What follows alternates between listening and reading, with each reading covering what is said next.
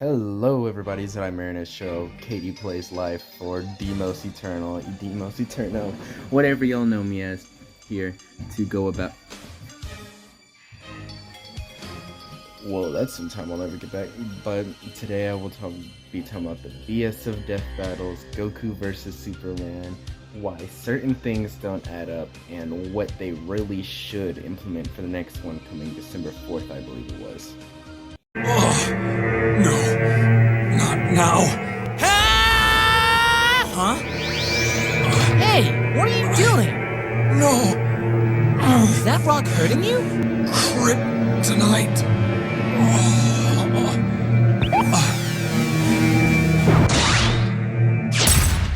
There. Okay, let's go. What? Why? I want to beat you at your best. It's no fun if it's not fair. Gee, thanks. Okay, that at first clears stasis, the most obvious thing. Kryptonite. Yeah, Goku. I think we all can agree, Goku would do that, especially for someone who's also known as a hero. But the thing about it is, like, this one starts off with the Team 4-star voice actor of Abridged Goku, so also, he acts like it too. He's not smart, just like Masako. No offense, Masako, if you do see this video. Like Masako's voice for the Abridged Goku is not really the smartest. He even does dumbness in that entire thing. But in other words, like, he wanted to fight him not because, like, he was just, like, he was glad that there was someone strong as him, but he wanted to fight him initially because of the fact that he was an alien. Goku's an alien, but it's Abridged Goku, so he's going by that type of logic of Abridged Goku. And so that was the first thing. Abridged Goku's a lot dumber, but he did pull some smart plays in there, and also sticking to the whole Goku wanting to have an equal fight. But thing is, with more recent death battles, I noticed characters are abandoning their, like, regular side and going for their full bloodlust type thing. So in other words, the only way to, like, really get Goku in that sense of, I'm not gonna let you use the kryptonite type thing, is like similar to how when Frieza killed his best friend, or when Goku Blackhead went into the past and, or a different timeline, and then killed him in his body, and then also killed, Chi-Chi and Goten. But the only reason I'm mentioning this is, son. Only reason I'm having to mention that at all is because it just seemed like, okay, I can't argue with that. I decided to rewatch it, and Kryptonite, it makes sense. It's valid. It's actually valid. I can't complain about that. Because, I mean, it would happen. But if it was something like where Superman, like, or one of the cybernetic Superman or the fake Superman ended up killing, like, his friends or family, and then, like, Superman dealt with that issue, or even Goku Black killing Lois Lane, etc., like, that would be the number one and only way I could really see them truly both getting fully bloodlusted. And then, like, that's when we get to really see their true 100% power. Now, this is one I'm gonna have to speak over for, because I want y'all to see this. Around this time, Super Saiyan 3 Goku was very strong, especially the movie adaptations of him. But for Superman to be having trouble with a Super Saiyan 3 Goku seemed a little weird, but I just accepted it for my age and everything. But it kind of also brought upon that type of thought process of, if he's having trouble with Super Saiyan 3, then I don't think he could handle anything above, especially for this time period if we're going by the same logic that the characters do in their universes. Ooh, this one pissed me off so much. This one actually pissed me off. Okay, y'all, so Goku just basically took his laser eyes to the face. No hesitation, not much damage, but Goku decided to go into Super Saiyan 4 because of that. And as you see, he all dappered up and everything, he all ripe and ready. But the reason that pisses me off, though, is because with this next clip y'all about to see, and I'm gonna have to talk over that too. Okay, hear me out here. Goku, while in base form, has smacked away death beams from Frieza in his final form, and his first form, while he was in base. easily without damaging or bruising himself at all. Even Vegeta's been able to do it, and that one was while he was in Golden Frieza state, and Vegeta was only base.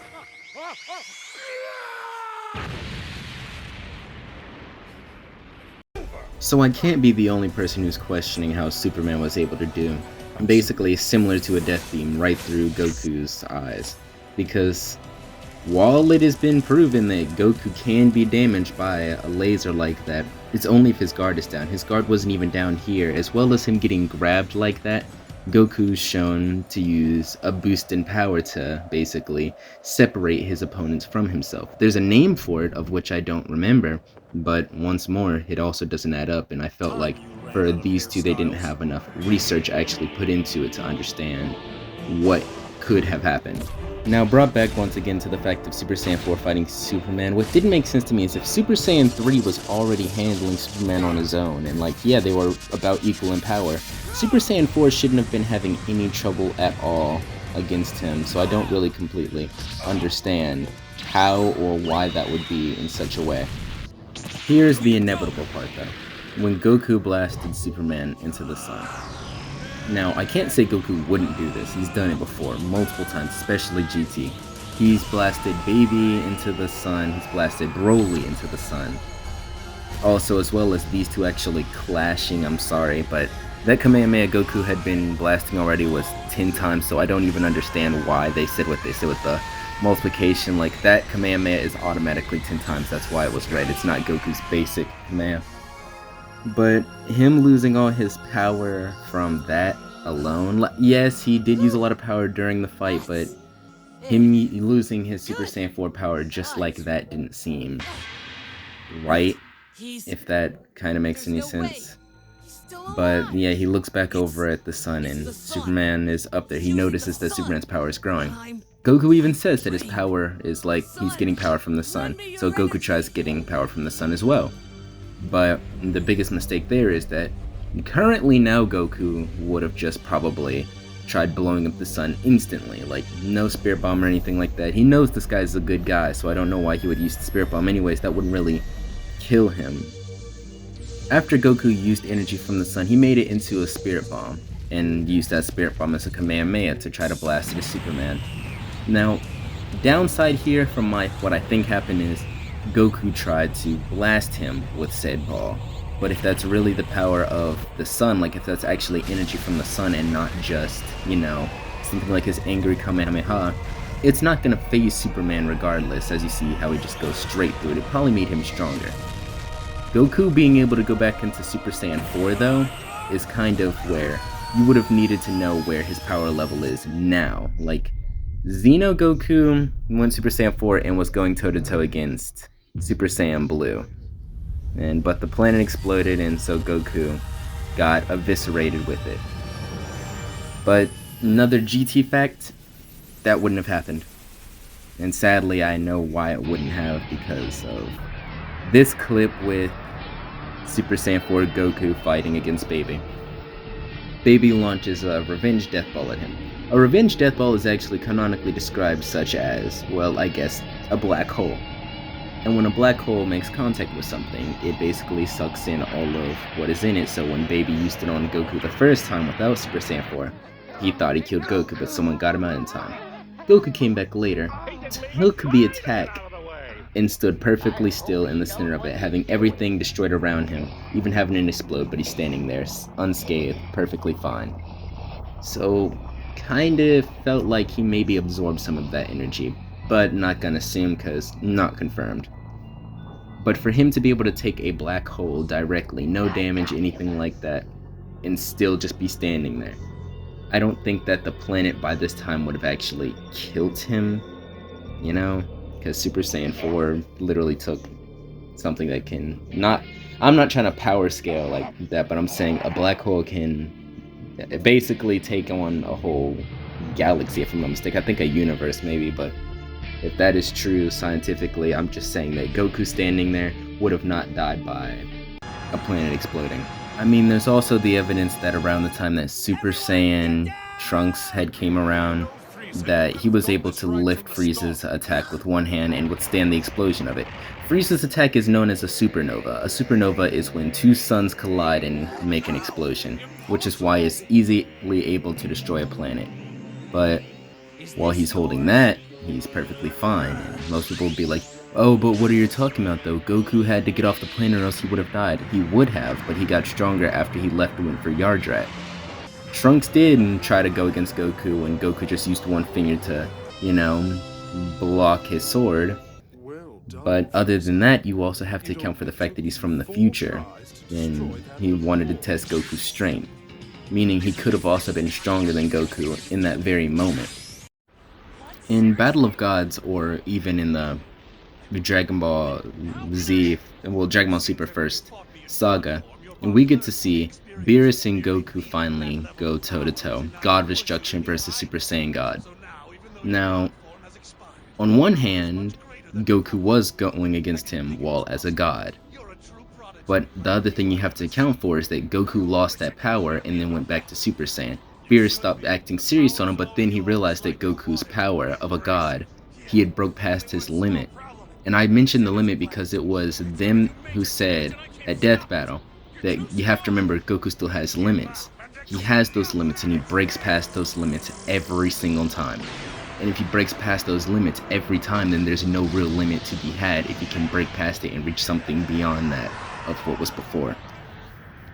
For this, he broke past not only the barrier of a Super Saiyan God, but also broke his limit of a Super Saiyan like 1, 2, and 3 by making his level stronger as said forms. So a Super Saiyan form, now near the end of it, was able to take on Beerus as if it was still in God form.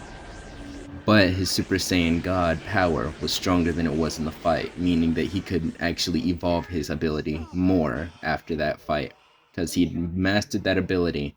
Not mastered, he became one with that actual type of energy, and then it was still a part of him. So right when he was about to give up, when he did give up, he was falling down, the energy came within him, flowed through his body, and gave him one last chance, and he absorbed a fiery flame ball made by that of a god of destruction, just as a last attempt just to save the Earth alone.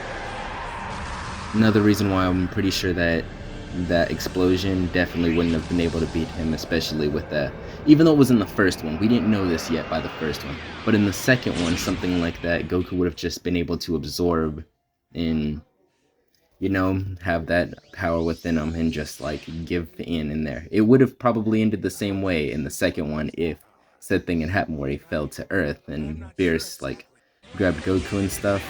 But then there's also the problem of the fact that if they actually knew what was going to happen with Goku's new form, we didn't know much about it. Battle of Gods wasn't officially canon yet, and then when actual Super released it, Goku seemed like he was actually stronger than he was in the movie for a first time, which is surprising. But I loved that because it also helped us see that Goku's a lot stronger than we thought he was, even for that Goku versus Superman type thing that had happened. The same can be said for Super Saiyan Blue as well, since it also was in the Resurrection F movie before the actual show released. And when the show released it once more, we see the real power of Super Saiyan Blue, actually getting to see the full length of it and everything, seeing how long it can last, how much it can withstand, even seeing how Goku can use it and not needing to use it at first, beating Frieza in base form, not even going Super Saiyan this time. And when Goku had lost to Superman the first time, it showed in the second one that it was a continuation. So by this time, Goku knows that his power can come from the sun, more power. So automatically, Goku could have just went off Super Saiyan 4 like he did before, but off the bat. Instead, he went straight to God, no hesitation, which kind of with the story didn't make sense on how that worked. But with the actual Goku alone, with his last stand, since this one did have Super Saiyan Blue, it wasn't released at the time once again, but this also shows that they should have waited a while to actually understand the power more, and how high it could actually go. Because this attack that Zamasu is currently launching at Goku was that of himself and an immortal being. Better yet, an immortal deity, I guess you could call him. And yet Goku was still able to use full power with that blue and go beyond what his limits were once more, breaking not just past Super Saiyan God, and not just past Super Saiyan Blue, but going so far past that he ended up blasting straight through that sun-like ability, even though that sun-like ability kept expanding, getting way bigger than him or anything that he's ever faced before. Even bigger than Beerus or Frieza's type of attack. But he just kept going with it until he eventually pushed through, going max force through it with every ounce of energy. But even then, Goku was still floating there in the air, proving that he still had energy to stay in his form. Meaning, when Goku's going full power, even when he says he's going full power, that doesn't mean that his energy will like instantly deform unless he thinks he has the battle finished. But just like in that one, he did, I'll admit that, but he also went back in Super Saiyan 4 way too late. He could have went Super Saiyan 4 for that full powered commandment and did more damage, but instead he went Super Saiyan and tried it, and that was possibly what they saw as this could be the downfall of where Goku actually loses in. Now I feel like this one's important to mention of him going toe-to-toe against Hit. Goku has always known how to combine his Super Saiyan with his Kaioken, and this was confirmed back in the Buu Saga. So I don't know why he didn't use that either in the actual first fight or the second fight. But yes, we didn't have it shown in Resurrection of F that he could go with it with Blue, but it was still pretty self-explanatory, especially with like when this episode released, Vegeta said don't put like that form like in any type of disrespect because he knows how much even a small multiplier of it could do. And this is times 100.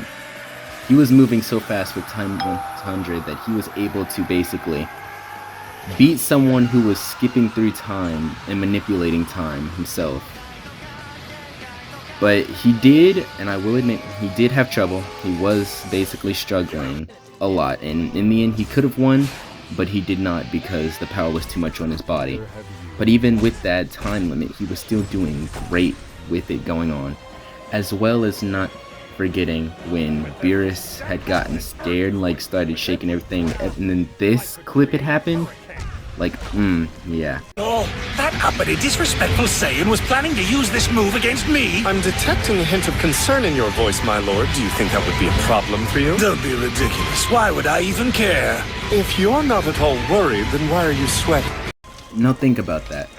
A move like a blue Super Saiyan God. A power of the gods ascended with a Super Saiyan and then ascending past that. And then stacking on not just Kaioken but multiplying it by 100.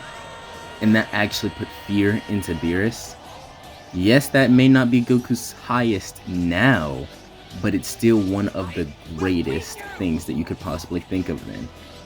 Because if it's something like that, then you gotta be like, okay, so he actually did give like Beerus fear. Like Beerus has admitted multiple times that Goku was a good challenge for him for Immortal and everything. But for him to actually be nervous from seeing Goku with a certain power up and actually getting mad about it, that just lets you know that Goku was on a whole other level even before the Tournament of Power. Now I hope y'all are also able to hear the background sound so y'all have been able to tell. Dispo had been moving so fast in the Tournament of Power that not even Zeno could keep up, but the Angels could. Now the reason for that being is that Dispo was actually confirmed by Topo, or Top in the English version, don't like that name, that he first ascended past the speed of sound, meaning that he was already faster than the speed of sound.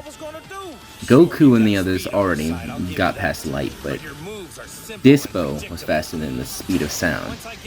And then Topo was also saying that, and now he's ascending past the speed of time. Now, if that was genuinely true, because he said that because he was facing Hit, and Goku was faster than him when he was in Super Saiyan Blue state, that would also prove that Goku was faster than time, sound, and as well as being faster than light.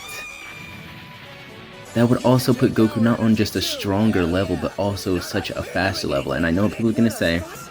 They're going to say the whole thing with Superman's speed being irrelevant.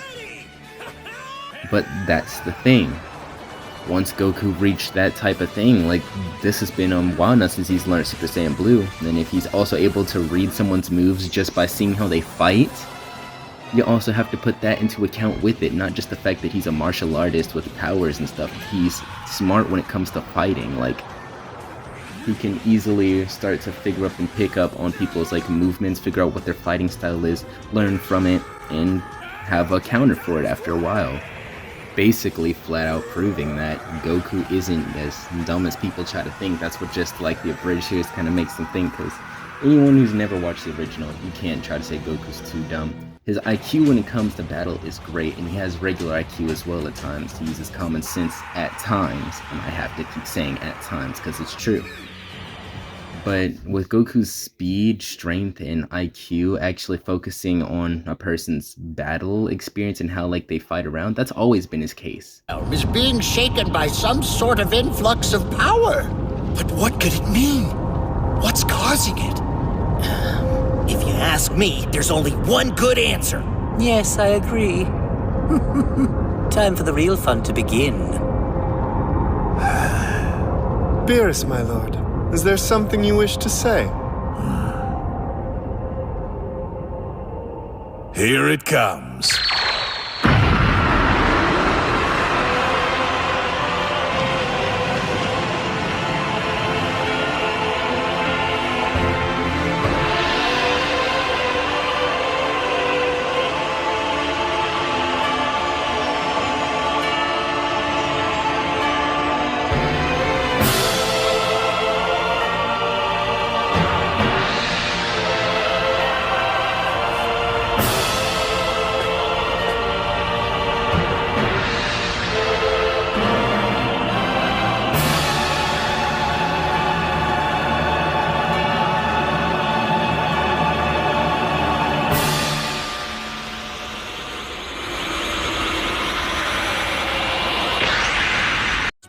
And here goes what people are most likely at this video for, if they are actually here to listen to.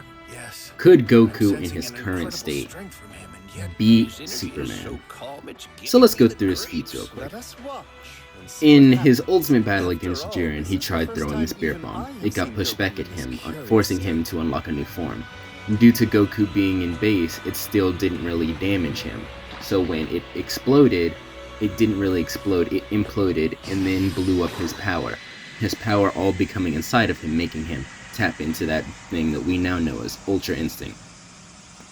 He moved within, like, I don't even know how fast that would be in Dragon Ball time, but also moved too fast for someone who's faster than sound to see him. Hit was surprised. Well, oh no wait, I believe Hit was already out by this point. But, so basically, he's going toe-to-toe with Jiren. He's not doing his best that he possibly could, obviously, because, you know, he doesn't even know where that is at this point.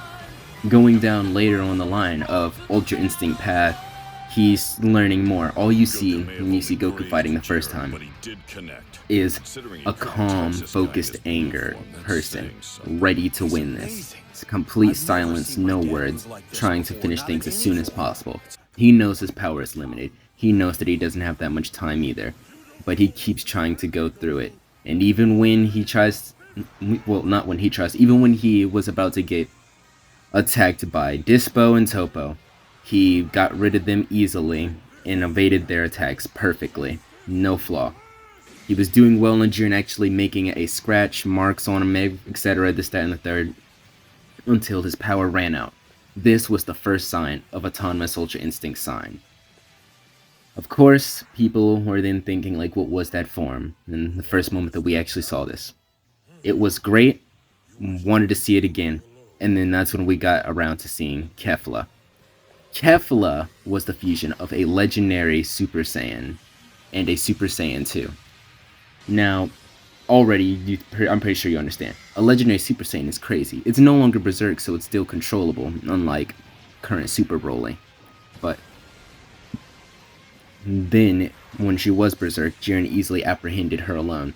But this is a fusion of two Saiyans now, one of them being a legendary warrior. With that having to be a problem that someone has to focus on, Goku had went Ultra Instinct having to fight both of them separately, and then once they went into a fused type of state, he ended up beating them, simple as that, with an aerial Kamehameha, which, to this day, Still gotta say it's one of my favorite Kamehamehas because of how it even did the 3 times and how she made it seem like he wasn't gonna be able to dodge it. And then next up we have autonomous mastered Ultra Instinct. This form got the whole world shook when it first was shown. A new form of Ultra Instinct already, even though we just got the first one. It can dodge, but this one isn't relying on like just focusing. You just have to clear your mind and let your body move on its own. Goku started being able to do that completely while he was in Mastered Ultra Instinct state, and it was the coolest shit that I have ever seen in Dragon Ball history. He didn't have to really move his body on his own, meaning no matter how fast something was, he'd be able to move out the way when it was about to make contact with him. As well with going about something with the entirety of, how do I put it? You're facing someone who hasn't transformed yet. You're in a master version of something that is beyond the gods. And he's basically easily taking this power and making it his own. Jiren is not able to withstand it, not able to keep up with the speed. You see Jiren mainly focusing on like dodging, blocking, etc. for this entire portion of the fight. So you can tell that Goku's really moving at a genuine new speed, one that's too powerful for Jiren. That is what brought us into getting into the final bout.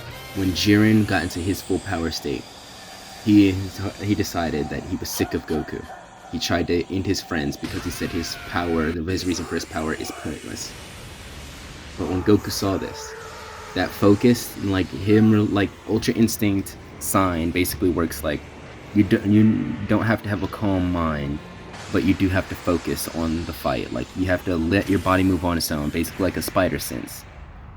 But as well, also thinking, okay, but with Mastered Ultra Instinct, you have to have a calm mind. You have to focus completely on the battle. That's how Goku attained that form.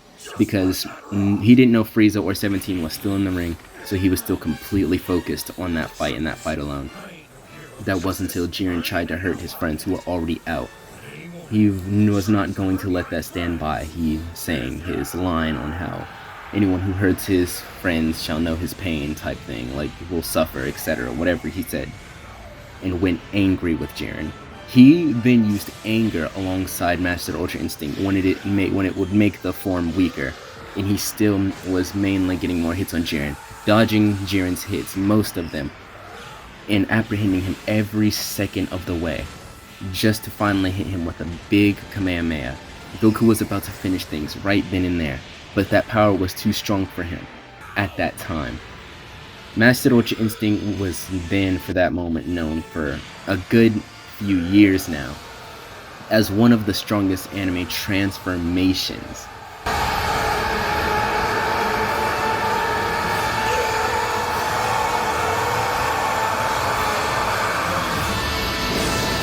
Alright, to ensure this video doesn't reach a 40-minute mark, because that's way too long for a video like this, I'm gonna start doing a speed round for this a little bit, bringing up mentions of things that should be brought to this death battle, so, you know, it could actually be genuine equivalent, or at least to their brought up potential that we're fully aware of. Okay, we also have things from Super Dragon Ball Heroes, which is confirmed that they know about due to things like God Trunks. So we have CC Goku and Xeno Goku with Universal Blue and Limit Broken Super Saiyan 4. These things are both in God level on a way higher state than before. This also having the chance of bringing us more transformations than we had in the last ones. There is also moves like Hakai in the manga, as well as Evil Containment Wave in both anime and manga adaptation. With that, we also have Perfected Ultra Instinct and True Ultra Instinct. We also have a few extra things like side bits on that. Not just like Universal Tree Power, stuff like that. But we do also have it confirmed that Goku knows more ways of like copying other people's abilities, such as, you know, being able to implement ki from other areas of his body, like how Superman can do his laser eyes. but as well as when Goku went into Ultra Instinct, going into MUI. Not even going into MUI, there's also the universal, like actual making a galaxy or universe with his power up alone, and then absorbing said energy and instantly going on the defense, going into Mastered Ultra Instinct, which is probably why, another fun fact, that its power and speed is basically known as infinite for the actual, you know, Dragon Ball Super, for the whole going Old Master Ultra Instinct being known as infinite. So it kind of makes sense on why angels are the way they are in the Dragon Ball verse if their stuff is literally infinite. This was only confirmed by Dragon Ball Xenoverse 2, but based off of them using characters like Super Dragon Ball Heroes characters, which is from the Xenoverse, it would also count as well to implement that fact that Goku's Master Ultra Instinct power is infinite. So going with Bond, that it would be true Ultra Instinct be perfected, if they even have a way to really animate that like they've done with Ultra Ego, because there's not really any genuine colors yet, but they have at least a good description on how it works. I would like to thank anyone who sees this video or interacts with it at all for watching. I would like to thank Death Battle for actually making their videos like this, because not gonna lie, I watch your channel way too much growing up, and I've gotten to get into details going down into the search of each and every opponent that y'all had up, and that may be a little crazy. And that's why I was like, this one never sat right with me. But I do have to say, in my personal opinion though, who do I think will actually win the Goku versus Superman Part 3? If they do implement like manga, Super Dragon Ball Heroes, etc. type stuff, I really do think it will be Goku.